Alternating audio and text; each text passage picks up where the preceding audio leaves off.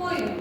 Long acting அப்படின்னா அது work பண்ண ஸ்டார்ட் பண்ணுறதுக்கு லேட் ஆகும், ஆனால் வந்து என்ன ஆகிடும், லாங்கர் டியூரேஷனுக்கு நம்ம பாடியில் ஸ்டே பண்ணி ஒர்க் பண்ணுவோம். சரிங்களா? இதுக்கு சர்டன் எக்ஸாம்பிள்ஸ் எல்லாமே இருக்கு.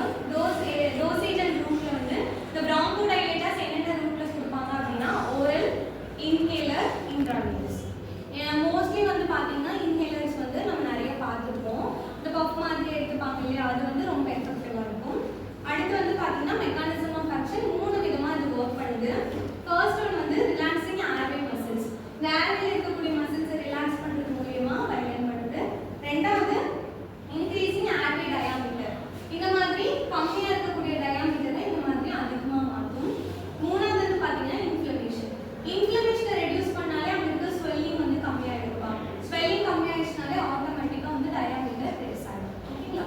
3 விதமாக ஒர்க் பண்ணுது. மசிலை ரிலாக்ஸ் பண்ணுது, ஏர்வே வைடன் பண்ணுது, இன்ஃப்ளமேஷனை ரெடியூஸ் பண்ணுது. அடுத்து வந்து பார்த்தீங்கன்னா ஃபார்மகோடைனமிக்ஸ். பிராங்கோடைலேஷன் இன்க்ரீஸ் லங் ஃபங்க்ஷன். லங்கை வந்து இன்னும் எஃபெக்டிவாக ஒர்க் பண்ண ஹெல்ப் பண்ணும். ஏர்வே ரெசிஸ்டன்ஸை கம்மி பண்ணும். அதாவது ஏர்வேல ஏர் போகக்கூடிய அந்த தடைகள் எல்லாத்தையுமே கம்மி பண்ணுது. அடுத்து அப்சார்ப்ஷன் வந்து ஓரல் இன்ஹலேஷன். டிஸ்ட்ரிபியூஷன் வந்து சிஸ்டமிக் டிஸ்ட்ரிபியூஷன், பிளட்ல வந்து கலந்துடும்.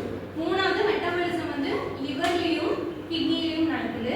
எக்ஸ்கிரீஷன் வந்து பார்த்தீங்கன்னா renal or faecal excretion, motion வழியாகவும் யூரின் வழியாகவும் இந்த த்ரெட் வந்து எக்ஸ்கிரீட் ஆகிடும். இண்டிகேஷன்ஸ் யாருக்கெல்லாம் கொடுப்போம் அப்படின்னா bronchial asthma, COPD, chronic obstructive pulmonary disease. chronic அப்படின்னா என்ன அர்த்தம்? ப்ரொலாங்கான அர்த்தம். அப்ஸ்ட்ரக்ஷன்னா என்ன அர்த்தம்? அடைப்புன்னு அர்த்தம். பல்மனரினா லங்ஸ் டிசீஸ்.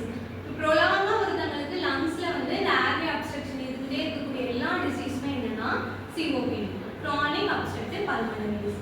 இதுல என்னென்னலாம் வரும்னா chronic bronchitis வரும், emphysema வரும், chronic lung inflammation ஆகுது, இந்த மாதிரி எல்லாமே வரும். அடுத்து bronchitis கொடுப்போம்.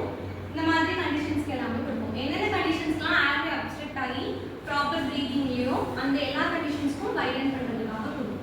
அடுத்து கான்ட்ராஇண்டிகேஷன்ஸ் யாருக்கெல்லாம் கொடுக்கக்கூடாது அப்படின்னா ஹைப்பர் சென்சிட்டிவிட்டி இருக்கவங்களுக்கு கொடுக்கக்கூடாது, சிவியர் ஹைப்பர் டென்ஷன் இருக்கவங்களுக்கு கொடுக்கக்கூடாது. ஏன் சிவியர் ஹைப்பர் டென்ஷன் இருக்கவங்களுக்கு கொடுக்கக்கூடாதுன்னா இதில் பீட்டா 2 அகோனிஸ்ட்னு பார்த்தோமா, பீட்டா ரிசெப்டர்ஸ் ரெஸ்பிரேட்டரி மசிலை ரிலாக்ஸ் பண்ணுது, அதே சமயம் பிபி என்ன பண்ணிடும், அதிகம் பண்ணும். ஸோ ஹைப்பர் டென்ஷன் இருக்கவங்களுக்கு கொடுக்கக்கூடாது, ப்ரெக்னென்சி பிரஸ்ட் ஃபீடிங் இருக்கவங்களுக்கு கொடுக்கக்கூடாது. லாஸ்ட்டாக வந்து